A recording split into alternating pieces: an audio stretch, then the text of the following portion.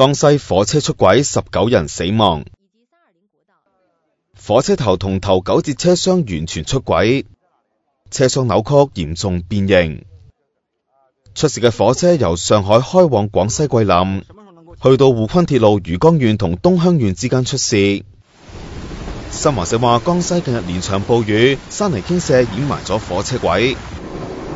火車凌晨2點幾駛到，鏟咗上泥石堆。半夜睡得很熟，然後突然間我也不知道怎麼回事，就感覺被那個晃了幾下，撞了幾下。不知道是撞車還是怎麼了，全部人們倒下，就撞對那個餐車那個台子。有旅客甚至身首異處，一個啱啱被救出嘅人搏命揾自己嘅親人。穿白衣服的，那個白衣服的有事嗎？我能從那邊下來，你趕緊把裡面的人找出來，好吧？我那個白衣服有事嗎？當局調動近萬名武警、消防同醫療人員救援，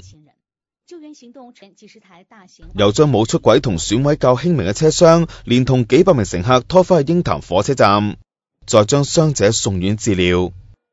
官方話至少19人死，71人受傷。不過有最先趕到現場嘅內地記者話，親眼見到嘅傷亡人數唔止咁少，但當局禁止佢哋私自報道慘況，一切都要跟新華社報道。初步消息話，事故中冇港人傷亡，不過本港來往上海嘅直通車尋日都受阻，唔少旅客被逼滯留列車，到夜晚9點先逐步回復正常。